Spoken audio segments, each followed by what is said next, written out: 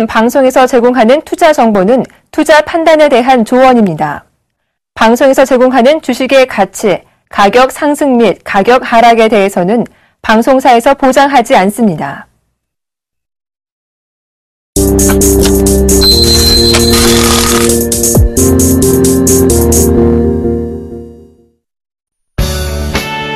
정확한 시황은 기본, 발로 뛰는 주식 투자, 숨은 흑진주 발굴의 대가, 안전성, 정확성은 물론 수익까지 이 모든 것을 원한다면 대박 플러스와 함께 기업 탐방의 원조 조민규 멘토의 발로 뛰는 주식 투자 지금 바로 공개됩니다. 네, 여러분 안녕하십니까? 대박 플러스 시즌2 여러분의 수요일을 책임지고 있는 조민규 멘토입니다. 세상이나 인생을 희망적으로 밝게 보는 성격이나 태도를 낙천주의라고 하죠. 이런 낙천주의가 몸속에 콜레스테롤을 개선시키거나 스트레스를 해소하는 데 많은 도움을 준다고 합니다. 그렇다면 어떻게 낙천주의가 될 수 있을까요? 늘 좋은 일이 일어날 것이라고 생각을 하고요. 감사하는 마음으로 현재를 산다고 한다면 낙천주의자가 될 수 있다고 합니다. 여러분은 어떠십니까? 낙천주의적이라고 생각하고 계십니까? 예, 주식시장도 마찬가지죠. 좋은 생각, 긍정적인 마인드로 접근할 때 항상 좀 기쁘고 많은 수익들이 발생을 하는데 손실로 괴롭다고 생각이 드신다면 오늘 시작되는 대박 플러스를 보시면서 내일의 태양을 향해서 열심히 또 한번 달려보도록 하겠습니다. 자, 먼저 그럼 포트폴리오 종목 상담 신청 방법부터 알려드리도록 하겠습니다. 예, 전화 02-3153-2611부터 2번, 예, 무료 문자 013-3366-0110, 예, 서울경제TV 홈페이지죠. 예, cntv.co.kr에 종목 상담 신청 게시판에 기법 관련한 궁금한 사항이라던가 혹은 가지고 계신 포트폴리오 전 종목 상담이 필요하신 분들은 주저하지 마시고 연락 주시기 바라겠습니다. 예, 먼저 이제 시황부터 좀 살펴봐야겠죠. 오늘 뭐 이틀 연속 코스피 지수가 좀 조정을 받으면서 특히나 이제 업종을 대표했었던 업종 대표주들이 좀 단기간에 좀 조정을 받는 모습들을 보여주고 있습니다. IT의 대표적인 삼성전자라던가 그다음에 SK 하이닉스가 좀 낙폭을 키우는 모습들을 보였었고 현대차 역시도 뭐 한 1% 정도 하락하는 모습을 보였습니다. 또 최근에 또 조선주들에서 뭐 현대중공에 대한 2분기 실적이 좀 안 좋은 모습을 보여주고 있다 보니까 조선주들이 또 급락하는 모습들이 좀 보였었는데요. 그런 부분들이 뭐 지수와 관련해서는 뭐 지수를 끌어내리는 요인으로 좀 작용을 했었다 이렇게 좀 보시면 될 것 같고요. 반면에 뭐 가고 있었던 종목군들이라고 한다면 뭐 호텔 신라라던가 뭐 최근에 강세를 보였던 종목군들은 여전히 좀 추세적인 상승을 유지해 나가고 있습니다. 뭐 코스닥 지수 같은 경우도 뭐 다른 쪽에 있는 종목군들 같은 경우에는 꾸준하게 좀 이렇게 저점을 깨고 내려가면서 좀 조정을 보여줬었지만 뭐 모바일 게임주라던가 이런 종목군들은 또 컴투스라는 어떤 대장주의 탄생을 만들어내면서 이런 최근에 어떤 급등세를 또 이어져 나가는 모습들을 보여주고 있는데요. 뭐 지수나 어떤 그 시장의 어떤 흐름보다는 확실히 어떤 종목에 대한 부분들이 훨씬 더 좀 중요했던 시장이 아닌가 이렇게 좀 보시면 될 것 같습니다. 뭐 전반적으로 이제 오늘 나타났었던 조정에 대한 원인을 좀 살펴봐야 될 텐데요. 준비된 좀 자료를 보면서 하나씩 좀 살펴보도록 하겠습니다. 월요일에 제가 제시드렸던 부분들이 이제 코스피 지수로 볼 때 1968포인트에서 상단으로 봤을 때 2100포인트 정도의 코스피 박스권을 이제 말씀을 드렸었는데 일단 뭐 대략적으로는 장중에 2060포인트 정도를 소폭 하회하는 모습까지도 좀 보였었기 때문에 어느 정도 단기적인 이제 저점 구간대에 진입하는 모습이 나타나고 있지 않나 이렇게 좀 판단이 되어집니다. 물론 이제 위쪽으로는 2100포인트에서부터 뭐 2150포인트 정도까지도 추가적인 상승이 남아 있지만 뭐 이번 주 같은 경우에는 일단 하락부터 좀 시작됐었던 분위기가 연출됐었기 때문에 주 후반부에 기본적인 좀 반등이 좀 나타날 가능성이 높다 이렇게 좀 판단을 하고 있습니다. 또 하나는 단기적으로 많이 올랐었던 종목군들이었죠. 이런 종목군들이 좀 숨고르게 들어가는 모습들이었고, 지난번에 이제 말씀드렸던 것처럼 지수에 대한 부분들이, 미국의 신용등급 강등이 이전이었던 2100포인트에 근접하는 그 매물 저항, 갭이 발생했었던 부분대까지 일단 도달을 했기 때문에 이에 따른 어떤 지수에 대한 추가적인 지수 상승에 따른 이제 부담권역에 진입을 했다라고 좀 보시면 될 것 같아요. 그리고 최근 들어서 지난주 같은 경우에도 코스닥이 단기적으로 급락을 했었지만 또 바닥권에서 좀 강하게 반등세를 좀 보여줬었고요. 또 강했던 종목군들은 또 끝을 모르고 상당히 또 오늘 같은 경우에도 뭐 추가적인 상승세를 이어져 나가는 모습들을 보여주고 있기 때문에 뭐 심리적인 부분에서의 어떤 그런 부분들, 그다음에 업종별로, 그다음에 섹터별로의 어떤 그 매도세가 좀 출회가 되면서 좀 가격적인 조정이 발생을 했었다라고 좀 보시면 될 것 같고, 이런 부분들도 이제 서서히 변화의 조짐이 좀 나타날 가능성이 좀 높아진다라고 좀 생각을 좀 하고 있습니다. 뭐 지금 당장 뭐 바닥권에 있는 종목군들이 새롭게 어떤 V자 급등을 이렇게 나타내는 흐름들은 아니지만 이제 어느 정도 낙폭 과대가 진입됐던 되는 시점까지는 좀 조정이 진입이 되지 않았나 이렇게 좀 판단을 하고 있고요. 그래서 지수에 대한 부분들은 계속 말씀을 드리지만 여전히 약간 우상향적인 패턴을 좀 지니고 있다라고 좀 보시면 될 것 같아요. 그래서 코스피 지수에 대한 부분들을 우리가 잠깐 좀 살펴보도록 할 텐데요. 지금 이제 차트를 보시면 코스피 지수가 최근에 2093포인트까지 이제 7월 말에 이제 도달 한번 했었었죠. 근데 앞서서 이렇게 쭉 그 시간 앞당겨서 쭉 보시면 2010년도 7월 달에 나타났었던 미국의 그 신용등급 강등이 진행됐었던 대략적으로 2080포인트에서 2100포인트 초반 군역에 따른 그 매물 그 갭이 발생됐던 수준까지 일단 상승이 들어갔던 흐름들이 나타났었기 때문에 일단은 상당히 이 구간대는 강한 저항으로 이제 작용할 수 있겠다라고 좀 보시면 될 것 같습니다. 두 번째는 최근 들어서 이제 지수가 2060포인트 정도에서 지금 버텨내는 모습들을 계속해가지고 보여주는 이유는 작년도에 이제 단기적인 고점이었었던 2060포인트에서 대략적으로 한 2050포인트에 대한 단기적인 이제 지지 구간을 가지고 있기 때문에 큰 박스로 본다고 한다면 2100포인트에서 한 2050포인트 정도의 박스권 영역이 좀 이렇게 나타날 수 있는 가능성이 좀 높다라고 보시면 될 것 같고요. 이 부분이 이제 중요한 건 뭐냐면 이제 월봉상에서 나타나는 중기적인 추세인데 2002년도부터 해가지고 2006년도 그다음에 2007년도, 2008년도에 대세 상승이 나타났던 시점에 대한 부분들을 보시면 1000포인트권에서 계속해가지고 매물적인 저항을 받다가 2006년도, 2007년도 넘어가면서 1000포인트를 돌파하는 모습을 보였었고요. 그 이후서부터 이제 단기적으로 급등하는 시세를 나타나는 모습들을 보였었는데 지금 현재의 모습도 지금 2011년도 이후에 계속해가지고 지금 박스권에 갇혀있는 모습들을 좀 보여주고 있습니다. 그래서 지금 현재 추세가 위쪽이냐 이제 아래쪽이냐에 대한 방향성이 지금 나타날 수 있는 가능성이 커지는 시점인데 위로 간다라고 한다면 2011년도에 형성됐었던 우리나라 그 최고점이었죠. 2231포인트 정도를 추가적으로 이제 돌파할 수 있는 가능성도 나타날 수 있겠고요. 만약에 이제 이 추세에서 빠르게 상승으로 돌려 나가지 못한다라고 한다면 단기적인 또 아래쪽으로 갈 수 있는 가능성도 좀 내포하고 있다라고 좀 보시면 될 것 같습니다. 확률적으로는 한 7대3 정도로 아직까지는 뭐 상승 추세가 조금 더 남아있던 흐름들이라고 개인적으로 생각을 하고 있지만 나머지 30% 정도의 그 리스크라는 부분들도 어느 정도 좀 감안을 하신다고 한다면 지나치게 좀 많이 올라있는 종목군들은 조금 부담스럽게 느끼시면서 좀 시장에 접근을 해야 된다라고 좀 보시면 될 것 같아요. 그래서 이러한 어떤 기술적인 부분도 마찬가지지만 최근 들어서 이제 미국 시장을 좀 보시면 미국 증시가 17,000포인트를 넘어서는 이제 급등세를 보여주다가 최근 들어서 좀 약세를 띠면서 이렇게 조정을 좀 보여주는 모습들을 보여주고 있습니다. 이제 특히나 이제 오늘 같은 날이 상당히 중요한 구간인데요. 오늘 같은 경우에 기본적으로 낙폭과대에 따른 기술적 반등이 좀 진행되어져야지만 우리나라 증시 역시도 이제 내일장부터는 나름대로 반등세로 좀 나타날 수 있는 가능성이 있을 텐데 미국 증시가 흔들리다 보니까 아무래도 대표적인 수출 관련주 쪽으로 조정이 나타나는 흐름들을 보여주면서 그런 그 대형주들의 어떤 조정 자체가 코스피 지수를 조금 조정을 받게 하는 그런 빌미를 좀 제공했다라고 좀 보시면 될 것 같아요. 그래서 뭐 기본적으로 지금 미국의 어떤 다우존스라던가 S&P 500 같은 경우에도 단기적인 이제 낙폭과대 국면에 진입을 하고 있지만 지금 현재서부터는 이러한 흐름들이 예전처럼 추세적인 상승으로 이끌어 나갈 수 있는 부분들의 힘은 어느 정도 좀 소진이 됐다라고 좀 판단이 되어집니다. 그래서 추가적인 낙폭이 커지는 흐름으로 갈 거냐 아니면 여기서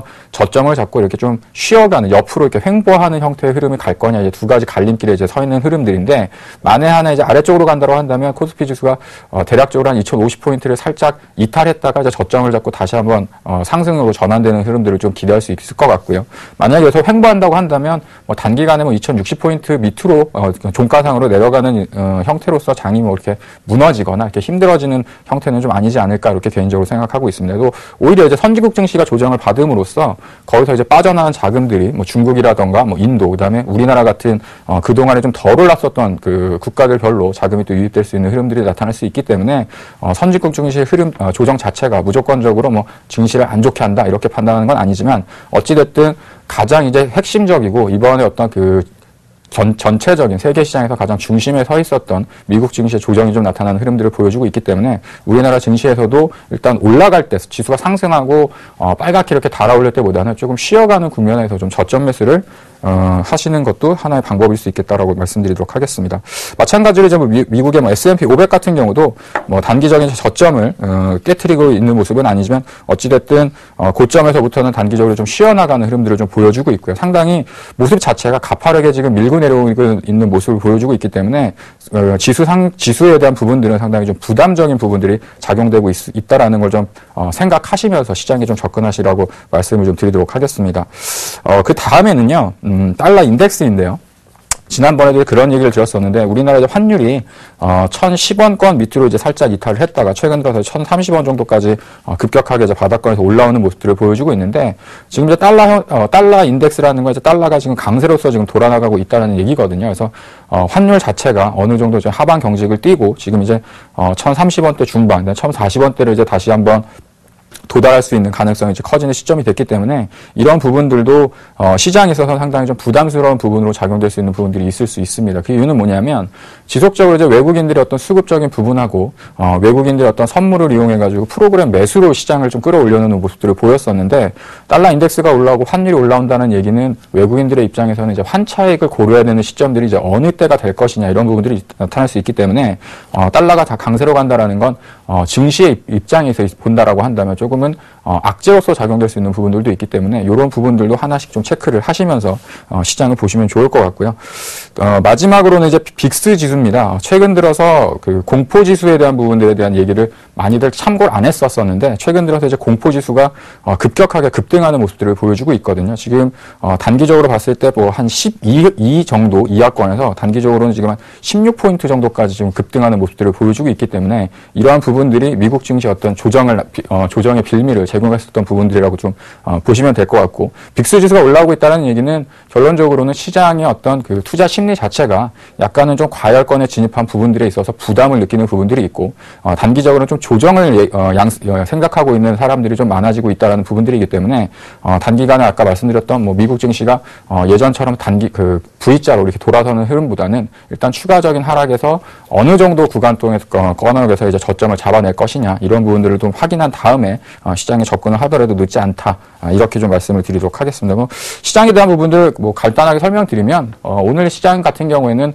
미국 증시가 좀 흔들렸고 그에 따라 가지고 업종 대표주였던 뭐 삼성전자라던가 SK 하이닉스, 뭐 현대차 이런 시가총액 비중이 컸던 종목군들이 흔들리다 보니까 지수 자체가 전반적으로 좀 약한 모습들을 좀 보여줬었고요. 하지만 실질적인 내부의 어떤 힘을 본다라고 한다면 큰 종목군들이 쉬는 흐름에서도 지속적인 어떤 추세를 타고 있었던 종목군들, 그다음에 실질적인 기업에 대한 가치보다 좀 저평가되어 있다고 했었던 종목군들이 시장보다는 좀 더 강한 모습들을 좀 보여주고 했던 모습들이 나타났었고요. 코스닥 같은 경우에도 뭐 지난주 같은 경우에는 뭐 낙폭이 커지면서 심리적인 좀 공포심을 불러일으키기도 했었지만 또 그 다음에 며칠 안 돼가지고 또 제자리까지 또 회복하는 모습들을 또 줬었기 때문에 이런 부분을 본다고 한다면 시장의 어떤 그 바람에 따라서 너무 이렇게 좌우되지 마시고 본인이 생각하는 어떤 기업에 대한 본질 가치라던가 어떤 생각하고 있는 주가에 대한 수준이 있다라고 한다면 그 주가가 올 때까지 좀 기다리고 투자를 해보시는 것도 괜찮은 구간이 아닌가. 지금은 주식을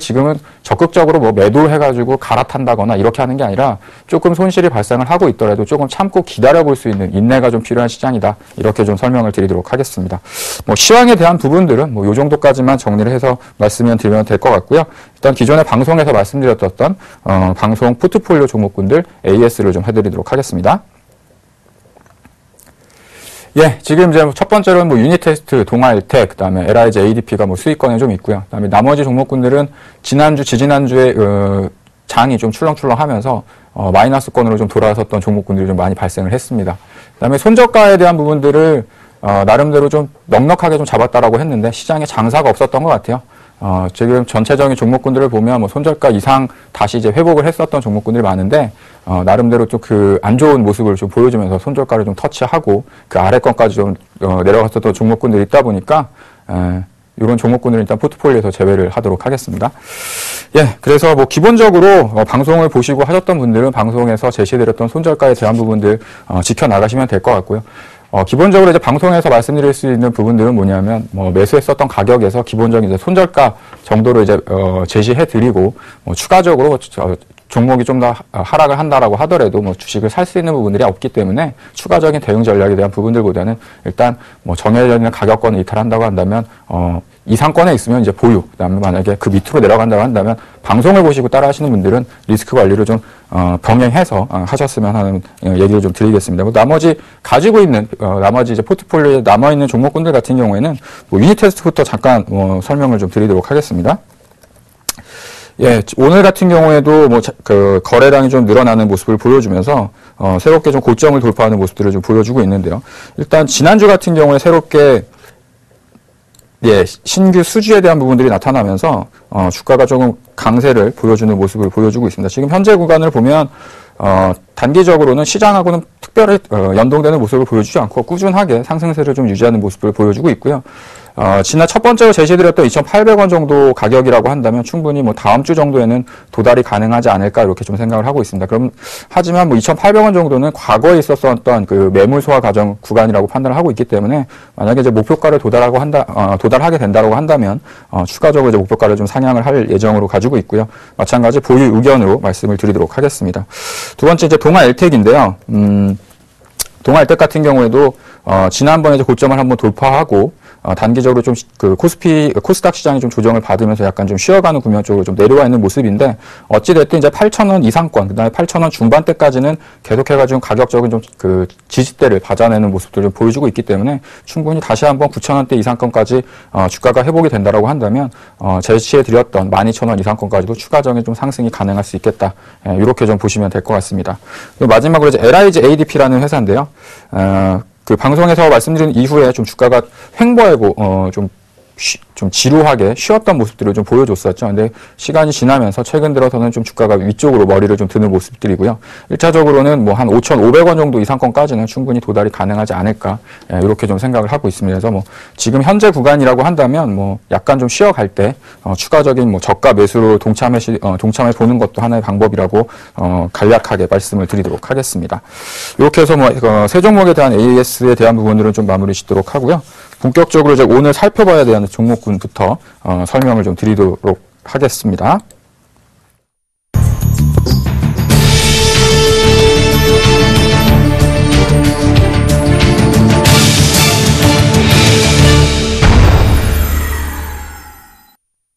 예, 지금 제가 종목의 그 포트폴리오에 남겨져 있는 종목군들에 대한 흐름을 보다 보니까 반도체 장비, 그다음에 이제 디스플레이 장비와 관련된 기업들에 대한 주가 흐름이 상대적으로 좀 좋은 모습들을 좀 보여주고 있는데 오늘 준비했던 종목군도 이제 그와 유사한 종목군 같은 업종에 있는 종목군이지만 상대적으로 좀 그 회사의 규모가 좀 크고 그 업종 내에서는 아마 대장주 역할을 할 수 있는 종목이 아닌가 이렇게 판단이 되었습니다.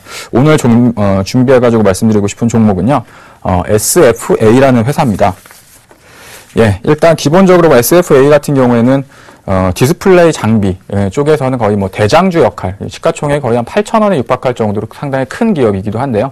많은 분들이 뭐 이름 정도는 아마 들어보셨던 분들이 좀 계시지 않을까. 뭐 새롭게 처음 이 회사를 좀 접근하시는 분들이 계신다고 한다면 아마도 주식 경력이 한 3년 정도 이하에 되셨던 분들이실 것 같고, 주식을 좀 오래 하셨던 분들이면 그 회사 뭐 이름 정도는 아마 들어보셨던 회사일 거라고 생각이 되어지는데, 일단 기본적으로 어떤 회사인지 사업 영역부터 좀 말씀드리도록 하겠습니다. 첫 번째로 이제 SFA가 하고 있는 사업은 뭐가 있냐면 공정 내에서 이제 물류를 담당하고 있는 물류 시스템 사업을 영위를 하고 있는데요. 물류 시스템이라는 건 뭐냐면 우리가 이제 뭐 삼성이라던가 삼성 디스플레이라던가 LG 디스플레이가 공장을 이제 만들고 그 안에 이제 뭐 반도체라던가 뭐 OLED, LCD 패널과 같은 그런 부분들을 이제 옮길 때 쓰이는 이제 물류 시스템 같은 것들을 이제 만드는 작업을 하고 있고요. 뭐 그 외에도 이제 일반적인 제조회사, 창고와 같은 곳에서도 물류 시스템을 만들어내는 작업을 하고 있습니다. 그러니까 SFA라는 회사는 이제 크게 두 가지로 말씀드릴 수 있는데, 하나는 이제 공정 물류 시스템이라고 하는 부분들을 하고, 또 하나는 이제 장비를 만드는 장비와 관련된 이제 사업부를 영위를 하고 있고요.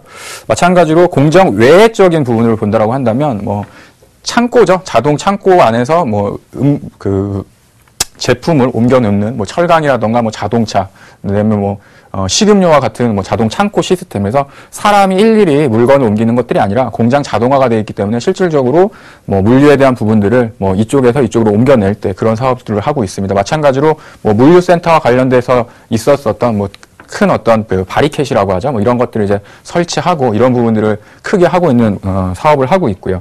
그래서 이런 부분들하고 함께 또 원판 플레이, 그래서 우리가 흔히 이제 TV 쪽에 보이시는 평판 디스플레이 쪽과 관련된 그런 이제 제조 검사 시스템이라던가 이런 제조 시스템을 하고 있는 사업들을 영위하고 있는데, 크게 보면 이런 쪽이 이제 물류 산업과 관련된 사업군이다라고 좀 보시면 될 것 같습니다. 그래서 간략하게 보시면요, 물류 시스템이 어떻게 생겼느냐, 이제 사진을 좀 보시면 아실 텐데, 이렇게 OLED라던가 LCD 같은 패널들이 이렇게 쭉 여기 하나하나씩 이렇게 들어가는 거거든요. 그래서 이런 것들을 이제 보관할 수 있는 보관 창고죠. 창고 같은 그런 어떤 이런 부분들을 만들어내는 것들을 하고 있고요. 그 다음에는 이제 이동할 수 있는 이런 공정 물류라던가, 그 다음에 옆에 보시는 것처럼 이제 자동으로 물건을 이제 생산하는 공정 쪽에 옮겨 놓는 그러한 자동화된 물류 시스템을 만드는 공정을 하고 있다라고 좀 보시면 될 것 같습니다. 앞서서 말씀드렸던 것처럼 LCD라던가 어떤 반도체 영역 외에도 창고 자동 시스템이라던가 물류센터에 들어가는 부분들도 이제 기본적인 사업을 통해서 영위를 하고 있고요. 그래서 기본적으로 이제 매출액의 한 40% 이상을 물류와 관련됐던 이런 시스템 사업을 하고 있고요. 사실은 이제 SFA 같은 경우에는 원래는 이제 출발점이 여기였었지만, 회사가 이제 꾸준하게 실적이 좋아지고 큰 거래선들과의 어떤 그런 협업 관계가 좋아지는 모습들을 보여주고 있다 보니까 새로운 쪽으로 진출해서 이제 이쪽에 대한 매출도 상당히 큰 폭으로 증가하는 모습들을 좀 보여주고 있습니다. 사실 이제 가장 크게 우리가 기대하고 있는 부분들은 이런 쪽에 대한 이제 신규적인 사업 부분이라고 좀 보시면 될 것 같은데요. 그 사업 부분을 좀 말씀드리면 기본적으로 장비 사업입니다.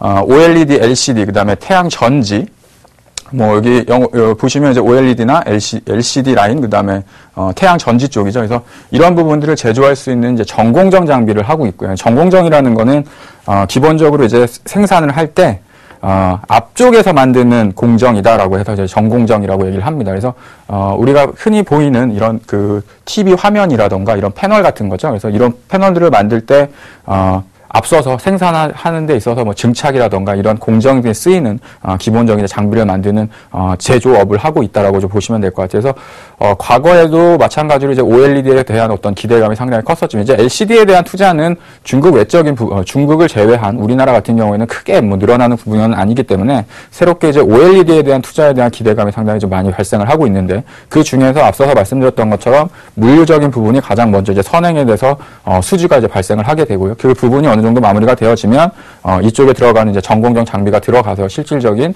OLED 어떤 패널을 이제 생산할 수 있는 그런 부분들을 만드는 사업을 하고 있다라고 좀 보시면 될 것 같아요. 그래서 가장 빨리 어떤 수주, 그 다음에 이쪽 업황에 대해서 가장 기민하게 반응할 수 있는 기업입니다. 그래서 다른 업체들 같은 경우에는 이제 SFA 같은 경우가 수주를 먼저 받고 그 이후에 이제 하나씩 단계별로 이제 다른 업체들 쪽으로 이제 퍼져나가는 모습들을 보여줄 수 있는데, 일단 SFA 같은 경우에는 물류 시스템부터 전공정 장비를 이제 생산을 하고 있기 때문에 가장 먼저 이제 수주를 발생하고 있고, 그래서 작년 2분기 때죠. 2분기 때도 삼성과 해가지고 거의 한 900억 가까이 또 신규 수주를 받아내는 모습들을 보여줬기 때문에 아마도 이제 그런 부분들이 올해 하반기서부터는 실제 매출로서 이제 작용될 수 있는 부분들이 발생을 하고요.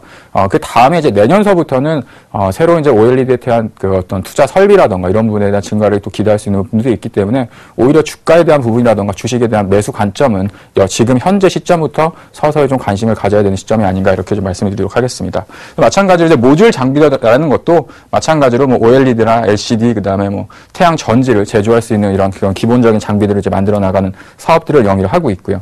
그다음에 재밌는 건 이제 융합 장비라고 해가지고 우리가 핵융합 설비 이런 관련 기업들도 몇 군데가 있죠. 그래서 상당히 큰 어떤 핵과 관련된 융합 설비나 가속 장치 이런 것들을 또 만드는 이런 또 사업을 또 영위하고 있습니다. 이런 것들 같은 경우에는 대기업이 하는 게 아니라 정부와 함께 이제 사업을 연구 개발하고 또 정부에 대한 지원을 받으면서 또 사업을 하는 부분들이기 때문에 이런 부분들이 매출에서 크게 차지하는 부분은 없다고 하지만 실질적으로 여러 가지 어떤 다양한 아이템들을 가지고 사업을 하고 있는 기업이다라고 좀 보시면 될 것 같아요. 그래서 화면을 하나씩 보시면서 어떤 사업들을 하고 있고 이 어떤 장비들이 어떻게 생겼는지 좀 보시면 앞서서 말씀드렸던 이제 전공정 장비 쪽에 들어가는 PCVD라고 하는 것들이 이제 증착 장비 시스템이고요. 그다음에 증착 봉지 시스템이라는 건 이제 OLED 장비 쪽에 쓰이는 장비가 들어가는 부분들이라고 보시면 될 것 같습니다.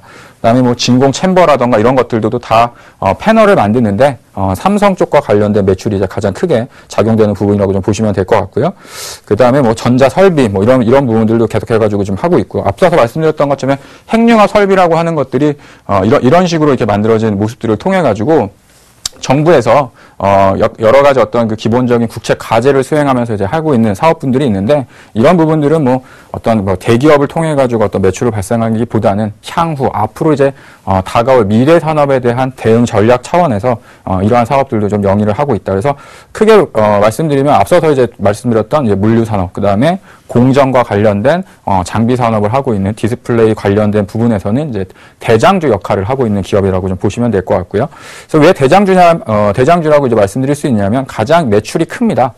매출에 대한 부분들이 가장 크고, 그리고 이제 가장 핵심적인 사업을 또 영위하고 있고요. 또 하나는 시가총액도 이제 디스플레이 장비 업종 내에서 이제 가장 큰 그 규모를 이제 자랑하고 있기 때문에, 뭐 반도체 쪽에서는 뭐 대략적으로 이제 원익 IPS라는 회사가 있다고 한다면, 디스플레이 쪽에서는 SFA 같은 회사가 이제 대장주 역할을 하고 있는 기업이라고 보시면 될 것 같고, 아마도 과거 같은 경우에는 두 회사가 시가총액이 거의 비슷비슷한 수준이었었는데, 최근 들어서는 이제 반도체 쪽이 아무래도 업황이라던가 뭐 설비 투자에 대한 부분들이 좀 늘어나다 보니까 원익 IPS가 조금 더 시가총액이 좀 역전되어 있는 형태의 어떤 구간에 좀 진입을 하고 있습니다. 그래서 아마도 실적적인 부분하고 이제 서서히 디스플레이 쪽에 대한 설비 투자가 증가하는 모습들을 보여주고 있다고 한다면, SFA 같은 경우도 다시 한번 비슷한 정도의 주가 수준까지는 기업적인 가치까지는 충분히 어떤 도달이 가능하지 않을까, 이렇게 좀 보시면 될 것 같고요.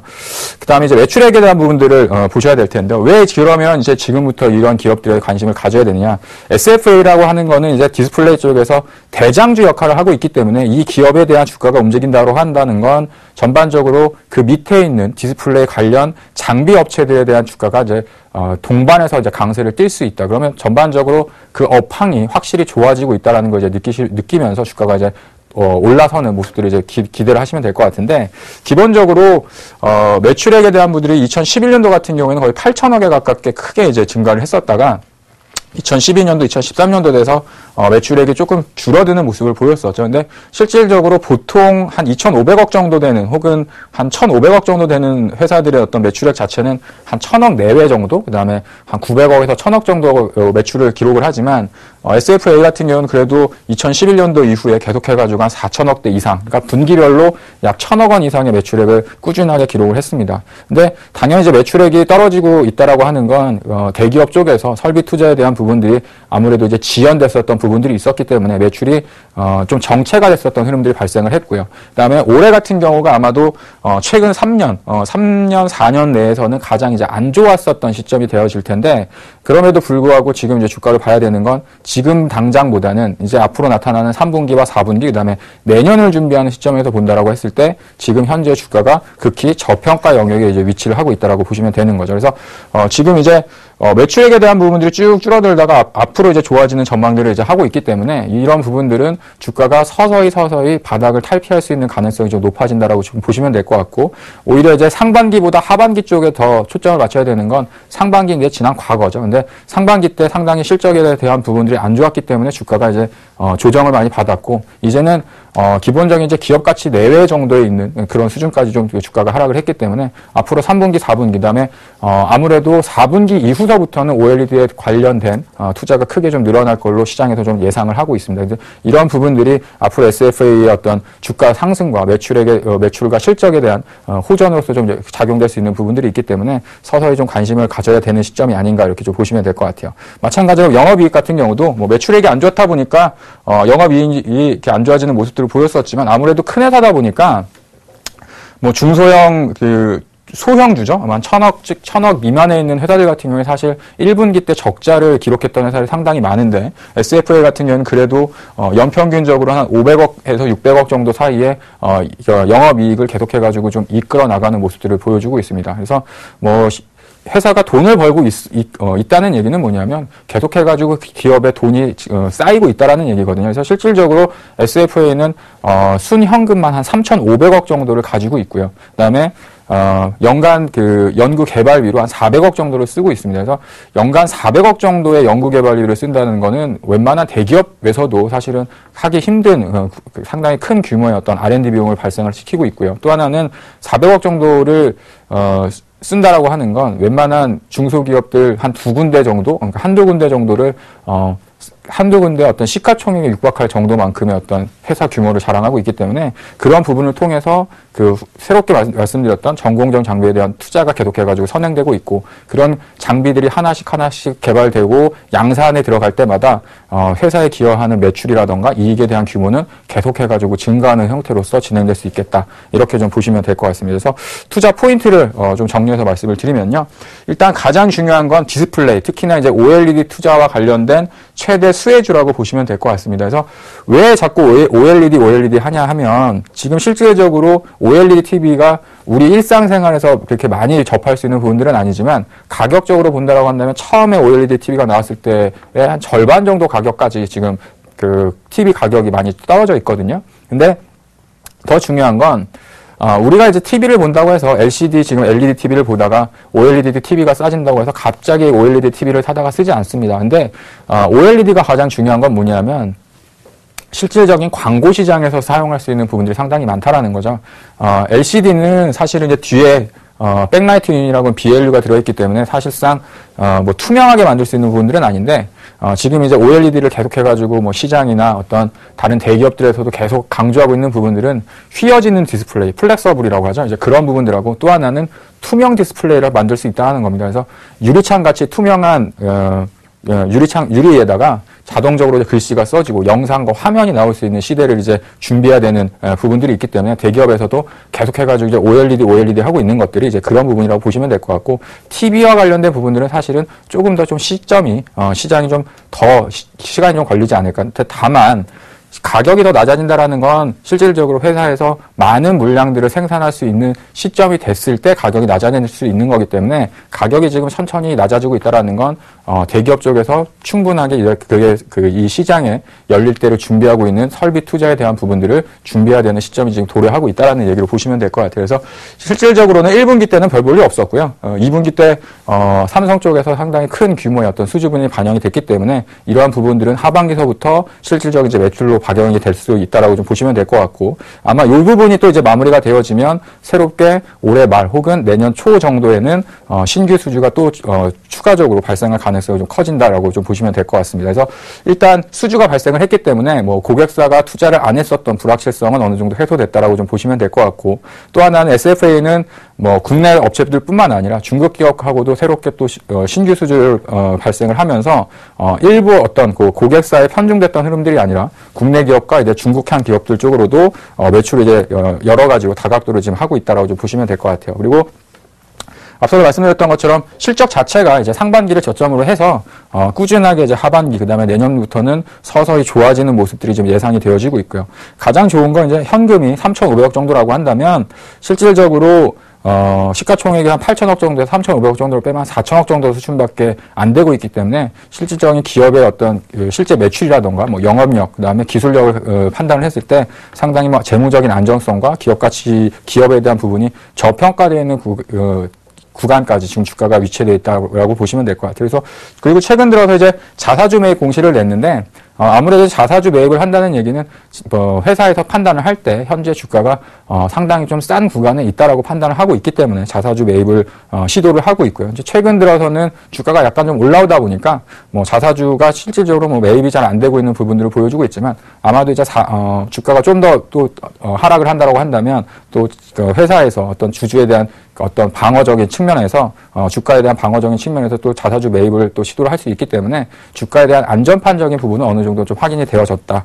이렇게 좀 판단을 하시면 될 것 같습니다. 그래서 제가 판단하기로는 일단 기본적으로 과거 같은 경우에도 SFA는 상당히 좀 시가총액이 1조 대 뭐 이 정도 수준에서 항상 거래가 됐었던 기업이었었는데 최근 들어서는 오늘 종가 기준으로 한 7,700억 정도까지 좀 낮아져 있는 모습이거든요. 그래서 기본적인 시가총액 1조 원 정도를 1차적인 목표가로 생각을 하고 있습니다. 그래서 그 1조 원의 시가총액이 되는 주가는 한 55,700원 정도 되고요. 평균적으로 이 정도 되는 회사에 이 정도 되는 어떤 규모와 회사에 대한 평균적인 시가총액을 보면 한 1조 2천억에서 1조 5천억 정도 수준이 될 수 있기 때문에 아마 나중에 한 뭐 내년 초 정도가 지금 지난다고 한다면 아마도 그 이상권까지도 좀 도달이 가능하지 않을까 이렇게 예상을 합니다. 그래서 기본적으로 시가총액 한 1조 원 정도에서 목표 주가는 55,000원 정도로 예상을 하고 있고요. 현재 주가 위치를 보면서 투자 전략을 좀 제시를 해드리도록 하겠습니다. 예, 지금 SFA 같은 경우에는 주가를 이렇게 짧게 보시면 뭐 단기적으로는 좀 바닥권에서 조금 올라오는 형태를 좀 보여주고 있습니다. 차트를 좀 짧게 보면 뭐 최근 들어서 바닥권에서 뭐 3만 원, 4만 원 정도 밑에 구간에서 4만 3천 원까지 좀 올라왔다 이렇게 인식을 할 수 있겠지만 차트를 좀 길게 보시면요 여전히 아직도 바닥권 구간에 위치를 하고 있다라고 좀 보시면 될 것 같아요. 그래서 제가 SFA 같은 경우에는 지금 왜 관심 있게 봐야 되냐면 2011년도 이후 가장 높았었던 고점을 찍은 이후에 지금 현재 주가가 가장 낮았던 주가를 지금 확인을 했거든요. 그래서 6월달 말 경우에 가장 낮았던 이제 가격을 확인을 했기 때문에 이제는 어느 정도 바닥을 이제 탈피하고 주가가 이제 우상향할 수 있는 저점이 좀 확인했다는 판단을 좀 가지고 있고요.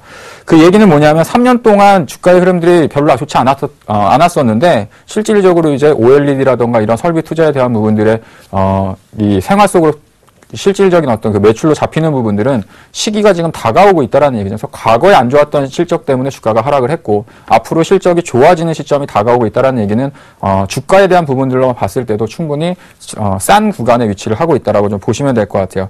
한 가지만 더 말씀을 드리면요. 서울 반도체를 한번 보도록 하겠습니다.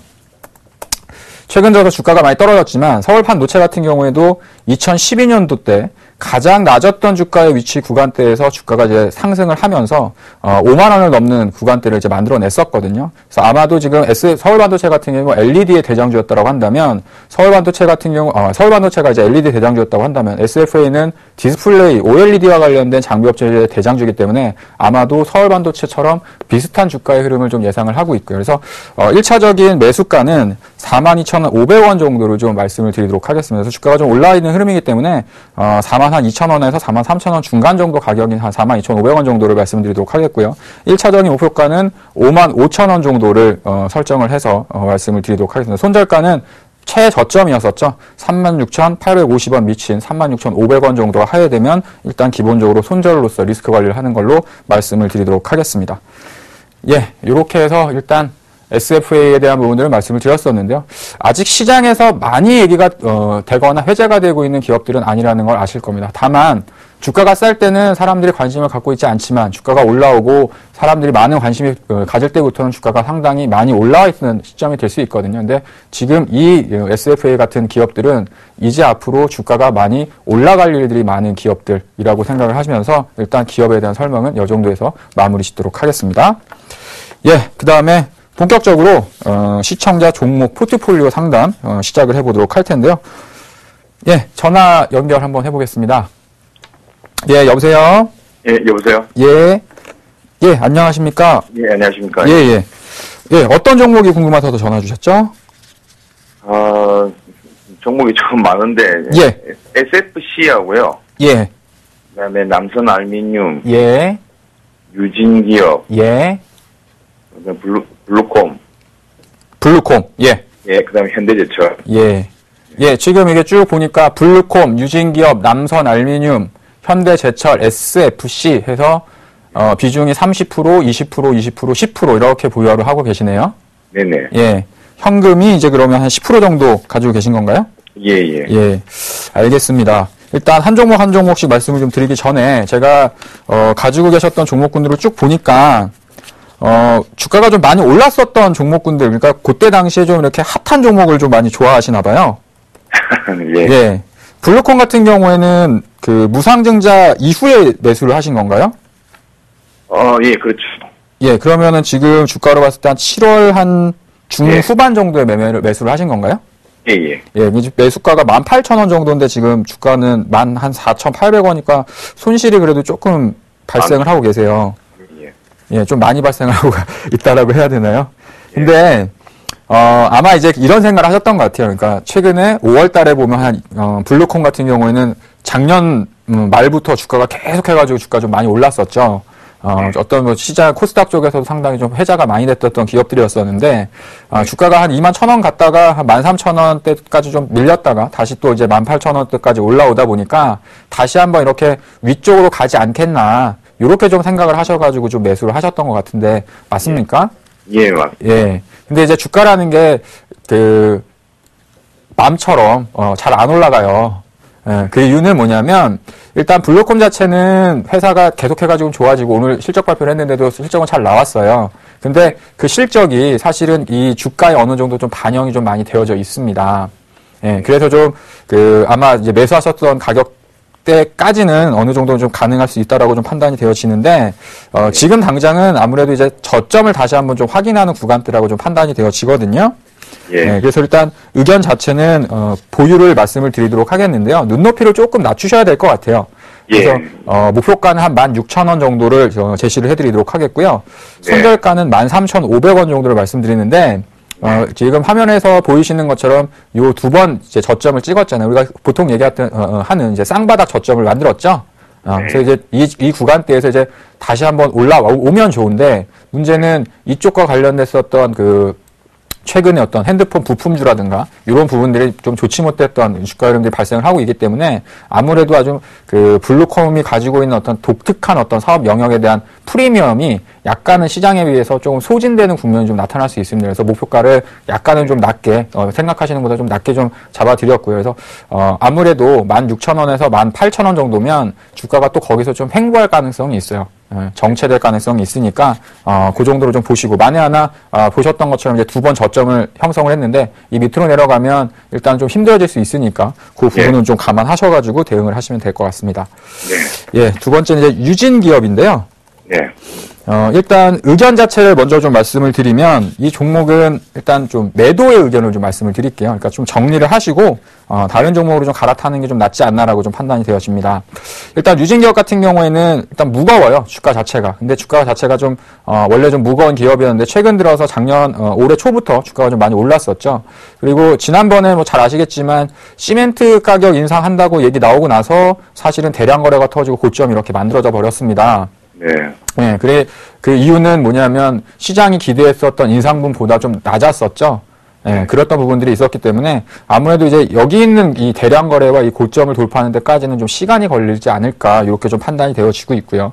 관련됐었던 이제 동종 업계에 대한 흐름들을 보더라도 약간은 주가가 시원하게 이제 상승으로 같이 이제 움직여지는 흐름들은 좀 지난 것 같아요. 그래서 일단 매수를 하시더라도 고점에서 이렇게 대량 거래가 이제 터졌었던 종목 뒤에는 바로 매수로 들어가시는 게 아니라 시간적인 기간을 좀 시간을 좀 넉넉히 두셨다가 조정을 좀 받은 다음에 이제 매수로 접근하시는 게 좀 낫지 않을까. 왜냐하면, 주가라는 건 여기 이제 이 가격권에서 매수하셨던 분들 같은 경우에는 이 가격이 오면 이 가격권에서 일단은 팔려고 하는 물량들이 이제 나올 수 있기 때문에 매물 저항으로서 작용할 수 있거든요. 그래서, 일단 의견에 대한 부분들이 이제 매수 의견을 말씀을 드리도록 하겠고, 기술적으로 보면 한 4,000원 정도 꺼내서 3,800원 정도에서 4,000원 정도까지는 뭐 기본적인 기술적 반등 정도 나올 수 있을 것 같아요. 그래서 그러한 반등이 나온다라고 한다면 그 부분을 좀 활용을 하셔가지고 현금화 전략을 취하시는 게 좀 낫지 않나 이렇게 좀 말씀을 드리도록 하겠습니다. 네. 예, 남선 알루미늄이네요. 네. 예, 남선 알루미늄 최근 들어서 좀 얘기하시는 분들이 좀 많아가지고 보니까 그래도 이 종목은 1,230원 정도면 최근의 가격보다는 조금 싸게 사셔서 수익권에 좀 발생을 하고 계신 것 같아요. 예. 예, 지금 혹시 생각하시는 목표가가 어느 정도, 난 이걸 얼마 정도 되면 팔겠다 하신 가격이 있으세요? 14,000원 넘었고 15,000원, 아니 1,500원 근처도 한번 갔다가 팔고 나와가지고 아쉬워가지고 뭐 1,500원 정도를 목표를 하고 있는데. 그러니까 이제 딱 1,500원을 넘기겠다 이렇게 하지 마시고요. 저는 지금 현재는 일단 보유를 말씀드리는데 제가 말씀드리고 싶은 목표가는 1,450원 정도로 설정을 했어요. 그러니까 굳이 꼭 1,500원에 팔겠다 이런 보면 뭐 1,480원 이렇게 왔을 때도 못 팔 수 있잖아요. 그럴 때 만약에 이제 목표가가 뭐 한 2,000원, 3,000원 된다 이러면 제가 이제 그 목표가를 너무 낮게 잡았구나 이렇게 말씀드릴 텐데 1,500원 정도 생각한다면 1,450원 정도까지 좀 올라오면 좀 차익 실현을 하시는 것도 하나 방법이 아닌가 이렇게 말씀드리도록 하겠습니다. 그래서 목표가는 한 1,450원 정도 말씀드리도록 하겠고 손절가는 익절가라고 해야겠네요. 일단 매수하셨던 가격권까지 그 밑으로 내려가면 일단 뭐 수익이 났던 건 안타깝지만 그 정도 수준에서 좀 이렇게 대응을 하시면 되실 것 같아요. 그다음에 현대제철이네요. 현대제철 같은 경우도 최근에 좀 주가가 괜찮았었죠. 오늘 좀 올랐죠. 예, 최근 들어서 이제 뭐 포스코를 비롯해가지고 철강주 쪽으로는 계속해가지고 좀 좋은 모습들을 좀 보여주고 있습니다. 그리고 매수하셨던 가격이 문제인데, 가격이 지금 오늘 최근 들어서 좀 많이 올라다 보니까 79,700원 정도예요. 그럼 아직까지도 주가가 올랐음에도 불구하고 지금 약간의 손실이 지금 발생을 하고 있거든요. 네. 예, 그러니까 종목도 종목인데 중요한 건 이제 내가 언제 사서 어느 가격대에 사느냐도 상당히 중요할 수 있습니다. 그러니까 이제 주가라는 게 한없이 올라갈 것 같지만 조금 하루 이틀만 좀 지켜보면 또 내가 사고 싶었던 가격보다 쌀 때 이렇게 오는 경우들이 있거든요. 현대제철 같은 경우도 좀 큰 종목이니까 조금 기다리셨으면 조금 더 싸게 살 수 있으셨을 것 같아요. 그래서 일단 목표가는 한 86,000원 정도를 말씀을 드리도록 할게요. 높네요. 생각보다. 예, 일단은 포스코 같은 경우는 다른 기업들하고는 틀리게 기본적인 기업 가치보다 상당히 좀 저평가되어져 있고요. 그다음에 업황이 확실히 지금 돌아가는 모습들을 확실히 보여주고 있어요. 그래서 지금 당장에는 뭐 포스코의 어떤 주가 흐름도 보시면 아시겠지만 현대제철입니다. 예, 그러니까 포스코가 이제 철강주의 대장이잖아요. 예, 이제 그런 종목들하고 같이 움직여진다는 얘기는 철강 업종이 좋아지고 있다는 걸로 해석할 수 있으니까요.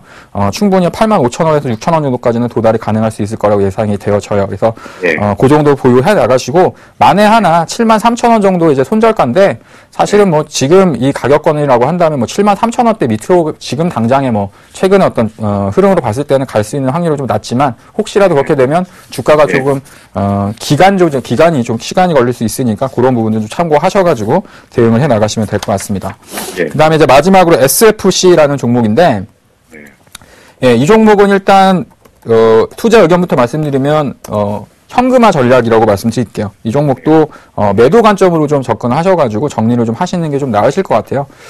제가 실적을 보니까 실적에 대한 부분들보다는 주가가 조금 비싼 편에 속하고요.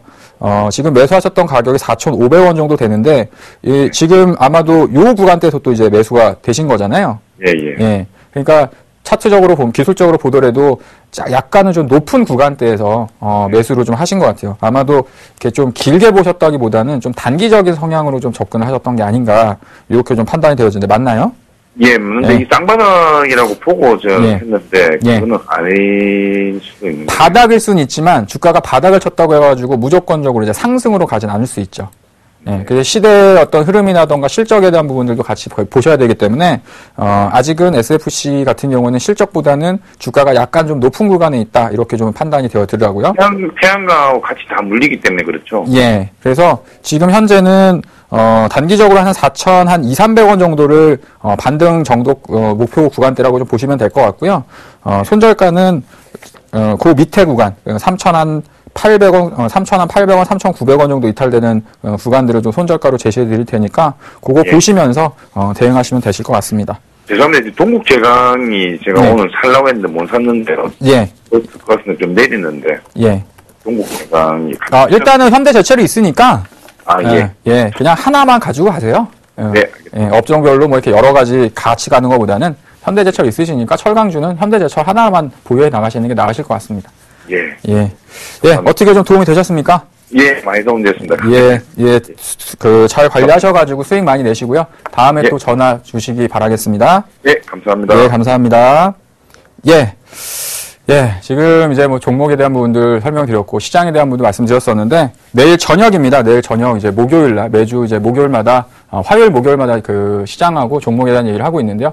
내일 저녁 8시에도 오늘 최근 들어서 했던 시장에 대한 흐름들, 그다음에 앞으로의 대응 전략, 그리고 오늘 말씀드렸던 SFA, 그다음에 그와 관련됐었던 동종 업계에는 또 어떤 기업들이 있는지 말씀드리는 시간을 내일 저녁 목요일 온라인 무료 강연에서 말씀을 드리도록 하겠습니다. 수요일입니다. 바깥엔 비가 오고 있는데요. 건강관리 잘 하시고요. 수요일의 남자 조민규는 여기서 물러가도록 하겠습니다. 감사합니다.